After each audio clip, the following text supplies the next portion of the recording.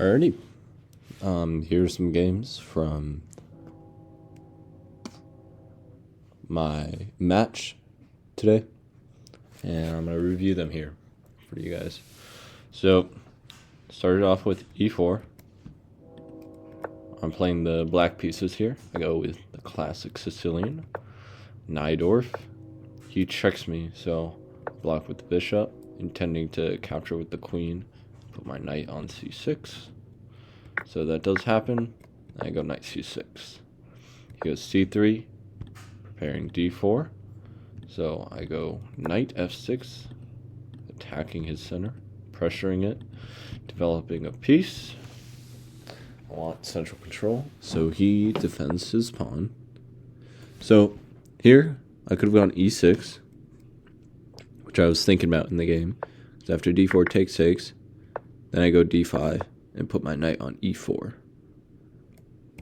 But I didn't quite know about that, so I went here to try and develop my bishop, fianchetto it. He goes d4. I take here. Then bishop f4 was a little bit weird.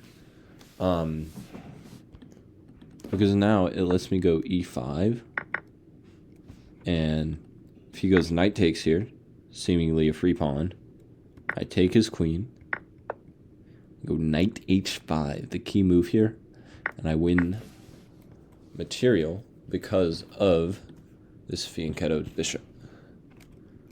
So if we go back, he has two other moves. He has bishop takes. After this, I have probably a more of an edge against him, I would say. So he didn't go for that. He took my queen. Now my knight on d7 is opening up my bishop to protect this pawn, along with protecting it. He goes back, and I castle. He develops. I go f5. I really didn't want him going knight d5 here. I don't know. There was something about it that just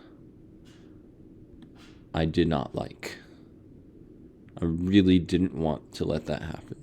So a few moves I was thinking of was like rook a to d8, and then like knight c5, or just f6 straight away.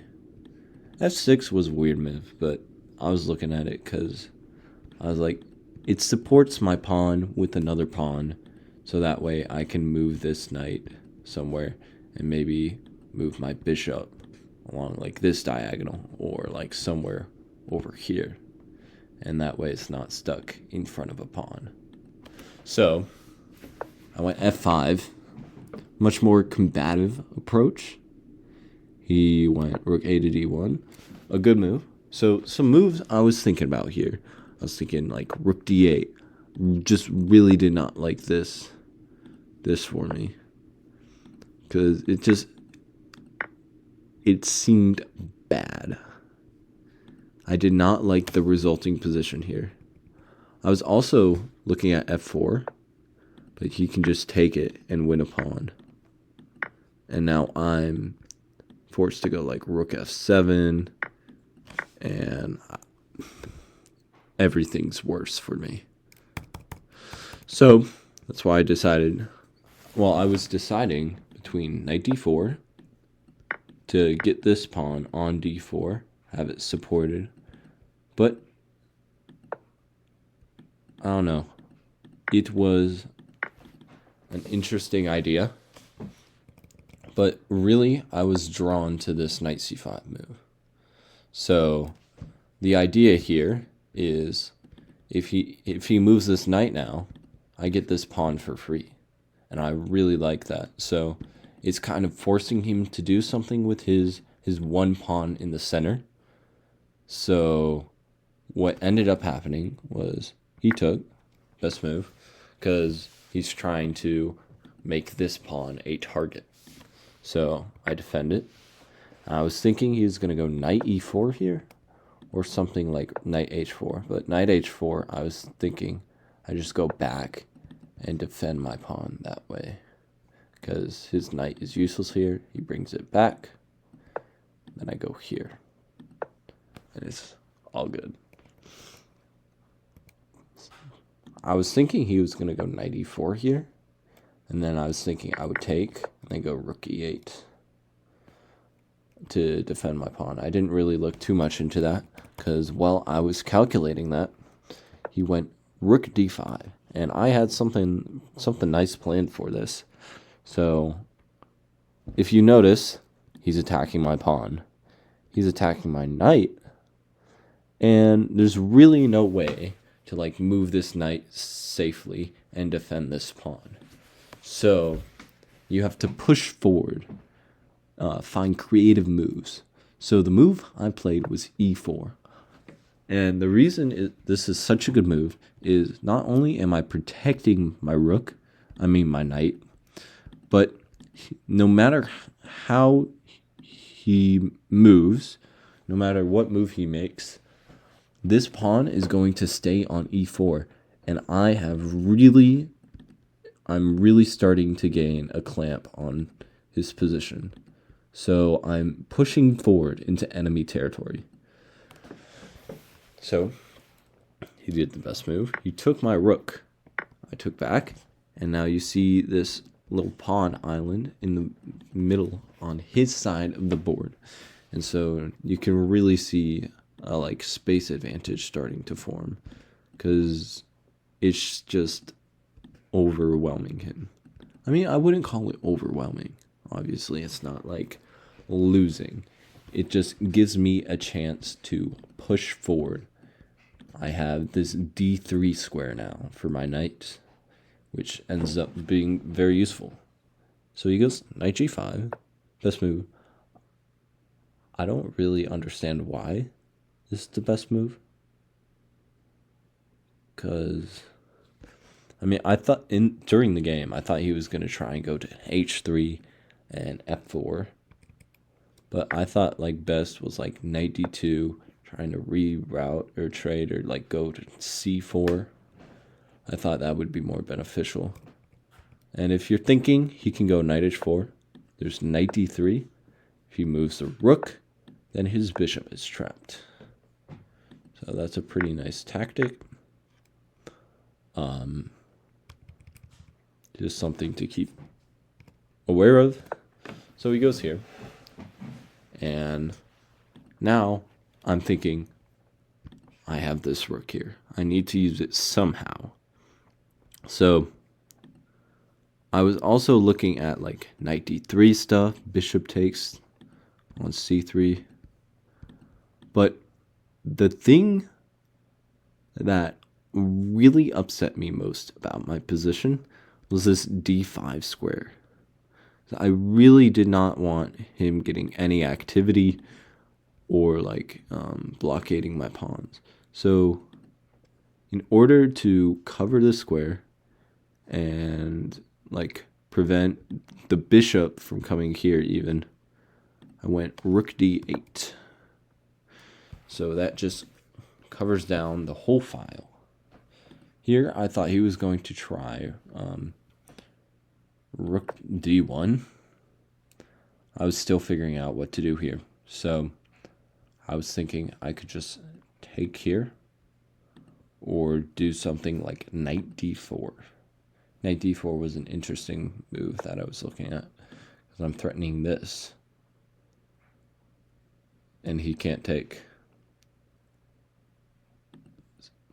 It's not really that much of a threat. It was just what I was looking at. So I was still deciding what to do after rook d1. But he ended up playing this weird move, rook c1. And I was calculating here. I was looking at bishop takes on c3. I was looking at knight d3. I was looking at rook d2, knight b4, knight d4. There's so many options I can do to try and move forward here.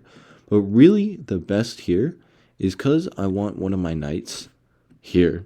It just blocks down my rook, right? Those knights are in the way of my rook. So, went rook d2 to pressure this pawn, to pressure him to do something. He played f3 here.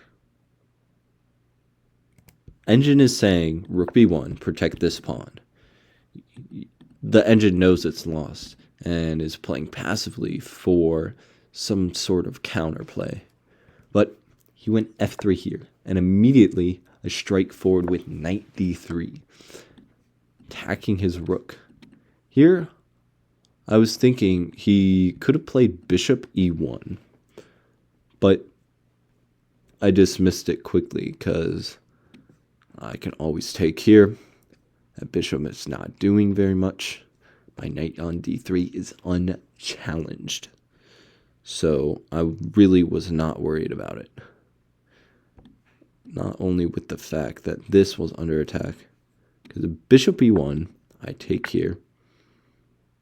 I'm threatening to take and take when he moves his rook. So let's say he goes here, I go here, he takes.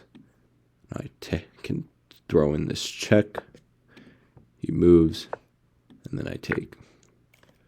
Well, I hope he doesn't move here.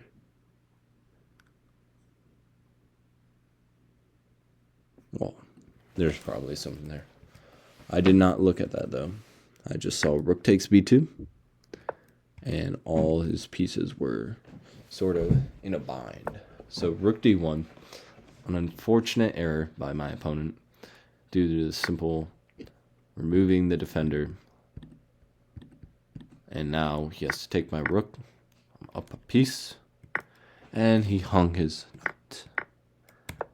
And I went on to get this position. I don't quite have the notation right now, but I went on to checkmate him. So that's how the first game went. For game 2, I was mad because the other game, we spent almost the entire time. He spent so much time when he was clearly losing. He was down 2 pieces. He wasn't resigning. And I don't know why he wasn't playing on. So I really let that get in my head.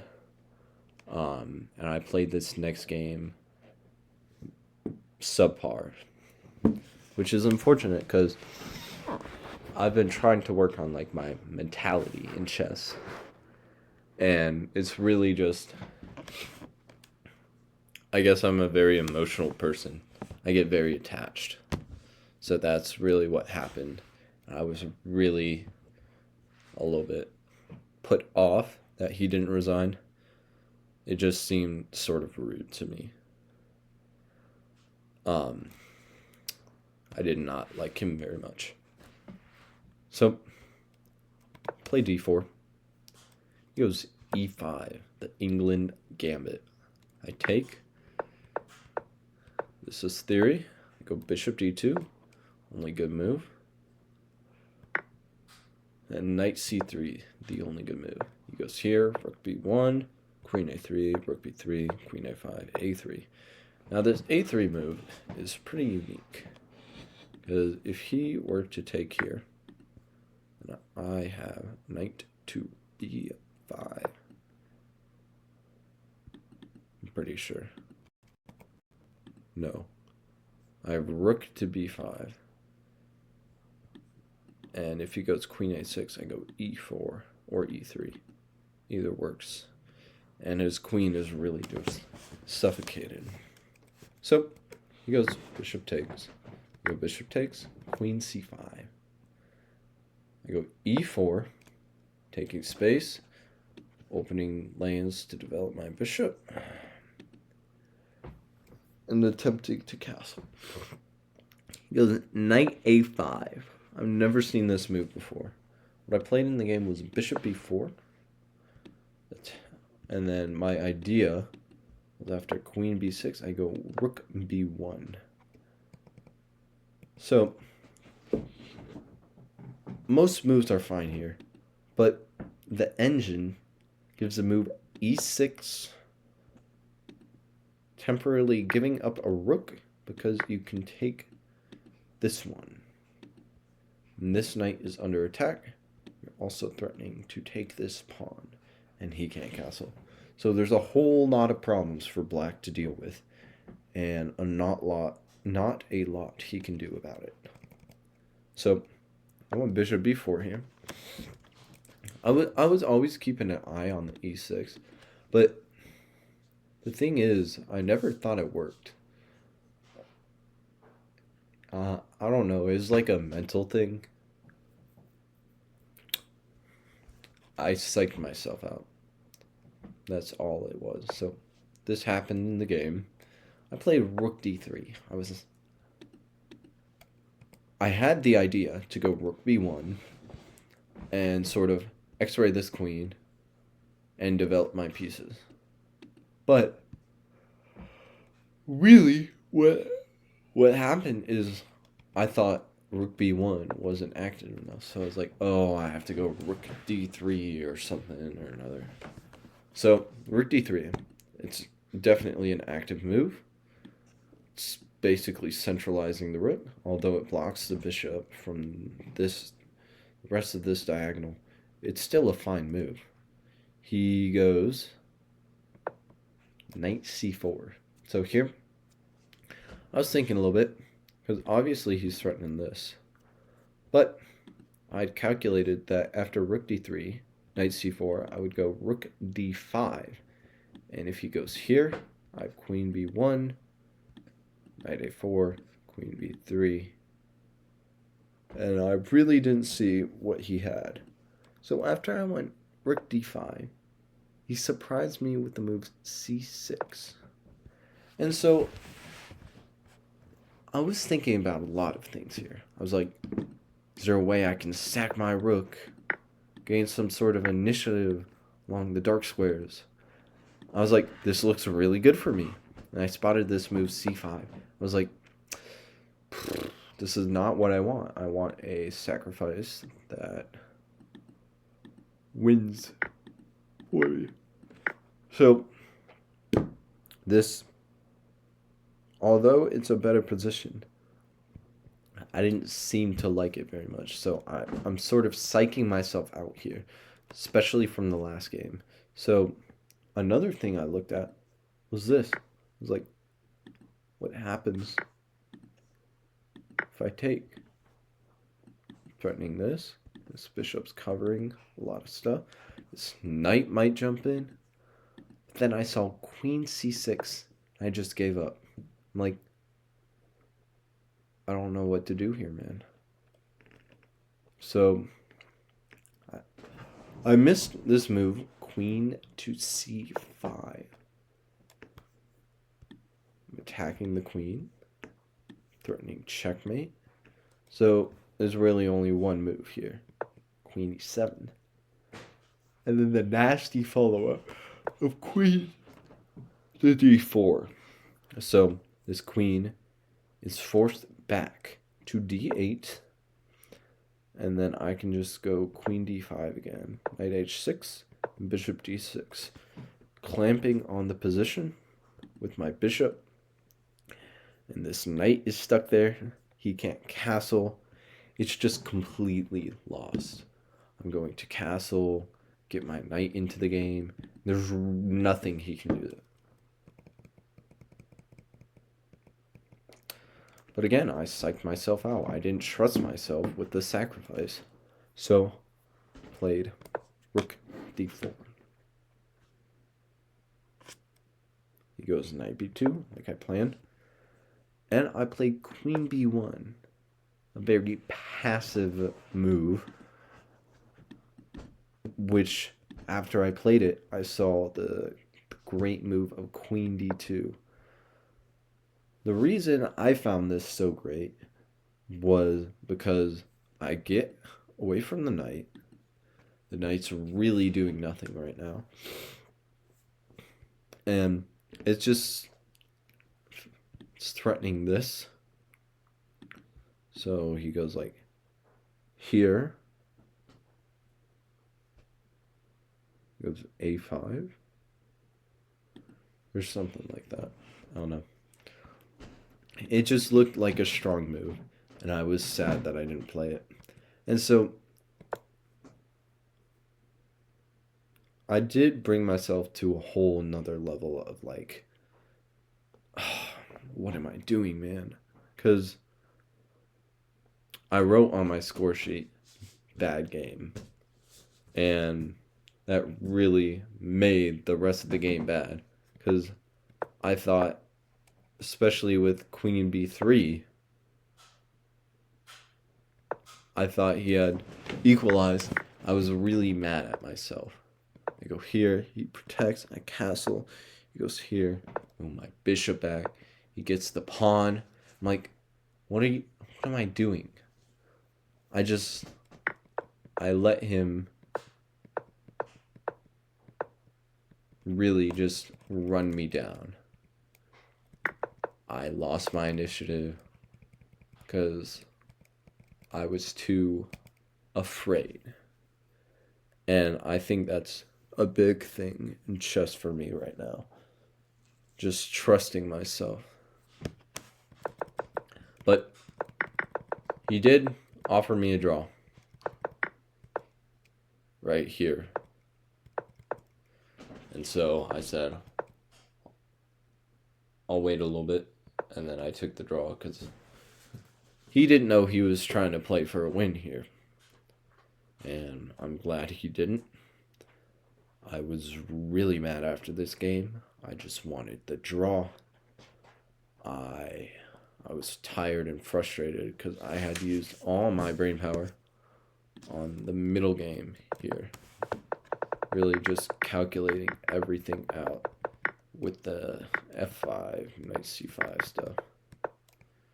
It's really spent a lot of time here choosing what to play because this is really the key moment in the game. And if I mess up here, it's a slippery slope. I mean, I guess don't psych yourself out. Have faith. Have faith in your calculations. Always look for new opportunities. Push forward. That's really what I did in this first game. And then in the second game, I was overconfident. I was like, oh, there's no way he can do anything about this. So all I did was just sit around waiting for him to call the shots. So I had this huge initiative, development-wise, and I threw it away. Because I should not be afraid to have 4 pieces developed against 1. And that's really just a case of overcomplicating it for myself, I guess. Anyways, thanks for your time. Thanks for tuning in. And good luck on your chess journey.